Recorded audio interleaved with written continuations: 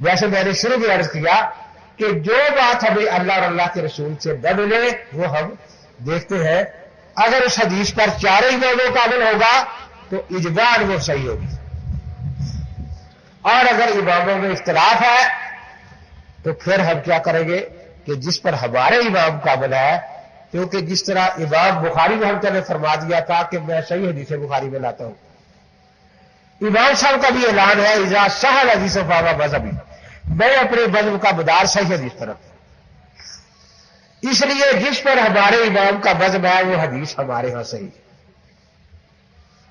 ہاں جس پر ہمارے امام کا عمل ہے اس کو کوئی اللہ تعالیٰ سے ضعیف ثابت کر دے، ہم امام کی بات چھوڑ کر اللہ کی بات مان لیں، اللہ کے رسول پاک سے ضعیف ثابت کر دے تو ہم امام کی بات چھوڑ کر اللہ کے رسول کی بات مان لیں گے، لیکن 14ویں-15ویں صدی کی کسی آدمی کی بات پیش کرے تو ہم خیال قرون کے امام کی بات چھوڑنے کے لیے قطعاً تیار نہیں ہے۔ خیال قرون کے امام کے بعد کے مقابلے میں کوئی خیال قرون کا آدمی نہیں اگر لانا بھی ہے، اور وہ بھی اتحاد ہوگا، اتحاد سے دوسرے کا اتحاد ٹوٹا تو نہیں کرتا، اس کا اپنا اتحاد ہو۔ تو 4 باتیں میں نے آپ کے سامنے رکھی، ایک رفع در عادت اور ایک عبادت۔ دوسرا کیا؟ ہماری رفع در عبادت ہے، ان کی عادت ہے۔ ہماری رفع در کے ساتھ اللہ اکبر ہے۔ تو آپ سے پوچھ لو، گھوڑے جو دبے مارتے ہیں تو اللہ اکبر کیا کر مارتے ہیں یا بغیر اللہ اکبر کے؟ کیا خیال ہے جی؟ تو گھوڑوں والی رفع در رافضی اور نیم رافضی ہوتی ہے، اہل سنت والجماعت کی رفع در اللہ اکبر والی۔ میں نے جب یہ حدیث پیش کی کہ حضرت تشریف لائے مسلم شریف میں ہے اور فرما رہے تھے مالی علاقم الرافی یعیدیکم، کیا وجہ ہے میں تمہیں رفع در کرتے دیکھ رہا ہوں جیسے شریر گھوڑے اپنی دبے مارا کرتے ہیں، فس کروں فی صلاۃ، آرام سے نماز پڑھو۔ پروفیسر صاحب نے فرمایا کہ یہ حدیث مجمل ہے، اگلی مفسر ہے۔ دیکھیں اجماع کس لفظ میں ہے؟ اچھا حدیث ہی مجمل ہے، مجھے لفظ بتایا کہ کون سا لفظ مجمل ہے۔ یہاں رافعی عادیکم کا معنی رفع دین ہے، اور وہاں تشیر ہو رہا ہے، اشارے کا لفظ ہے، تو رفع دین کا لفظ مجمل نہیں ہے، وہ اشارے سے تعلق رکھتی ہے حدیث، اور یہ رفع دین سے۔ جی یہاں رکوع کا لفظ نہیں، دیکھو کیا لفظ ہے؟ فی الصلاۃ ہے نا، اس کو نہیں فی الصلاۃ، تو فی الصلاۃ کی تشریح خود اللہ کے نبی فرماتے ہیں تحریم و تکبیر و تحلیل و تسلیم، تکبیر تحریمہ کے بعد سلام تک جو نماز ہے یہ نماز کا اندرونہ ہے۔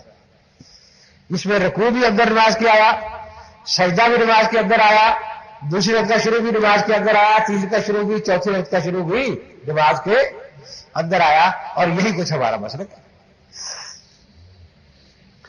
کہنے لگے میں نے کہا وہ نماز اکیلے پڑھ رہے تھے جن کو رفع دین سے روکا، اور یہ نماز جماعت کے پیچھے تھی جو اشارہ کرتے سلام کے وقت، تو یہ الگ الگ چیزیں ہیں۔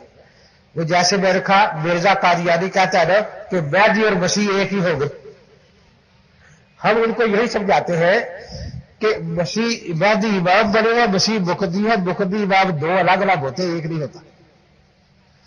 تو یہاں بھی ایک نماز اکیلی پڑھی جا رہی ہے ایک جماعت کے ساتھ، یہ دو نمازیں الگ الگ ہیں، ایک نماز نہیں۔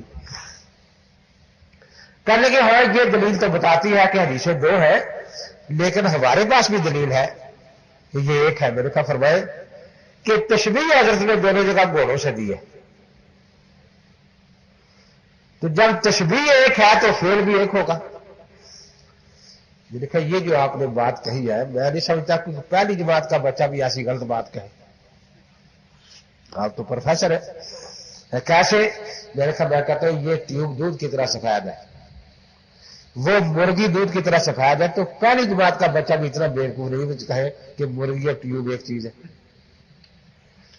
میں کہتا ہوں یہ کاغذ دودھ کی طرح سفید ہے، چونا دودھ کی طرح سفید ہے، تو پہلی جماعت کا کوئی پاگل آپ تلاش کر دیں جو کہے کہ چونا اور یہ کاغذ ایک ہی چیز کے نام ہے، کیونکہ استاد نے تشبیہ ایک چیز سے دی ہے۔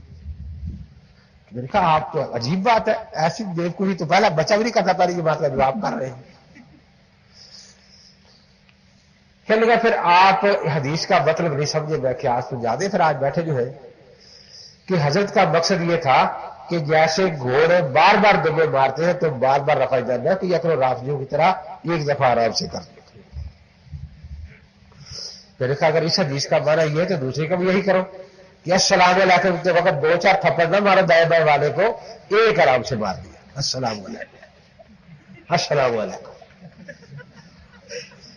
تو میں نے کہا اگر یہ معنی صحیح ہے تو دونوں کا صحیح ہو جائے گا، آپ کو ثواب ملے گا، اور اگر یہ معنی غلط ہے تو دونوں کا غلط ہو تاکہ آپ کو سزا بھی تو پوری اللہ تعالیٰ دے دو۔ اس پر بڑا بیچارہ گھبرایا، کہنے لگا آپ نے کبھی گھوڑے دیکھے ہیں؟ میں نے کہا خیر میں تانگا تو نہیں چلاتا، لیکن تانگے پر سوار ہوتا رہتا ہوں، گھوڑے دیکھتا رہتا ہوں۔ پھر گھوڑے جو ہے وہ یوں دم ہلاتے ہیں، یوں ہلاتے نہیں۔ میں نے کہا چلو کسی تانگے والے سے پوچھ لیتے ہیں۔ میں نے تو یہ دیکھا ہے کہ یوں بھی دم ہلاتے ہیں جب جسم پر کوئی مکھی وغیرہ بیٹھی اڑائی ہو تو دم یوں ہلاتے ہیں، اور جب بدماشی کرے تو یوں بات۔ وہ چار تانگے والے بیٹھے سے کھڑے ہو گئے کہ بالکل امیر صاحب نے صحیح بات کی۔ پروفیسر صاحب بیچارے بڑے پریشانی میں فرماتے کیا ہے کہ میں سمجھتا تھا کہ کسی عالم سے بات ہوگی، کوئی علمی بات ہوگی، کس مداری کے سامنے مجھے لا کر بٹھا دیا۔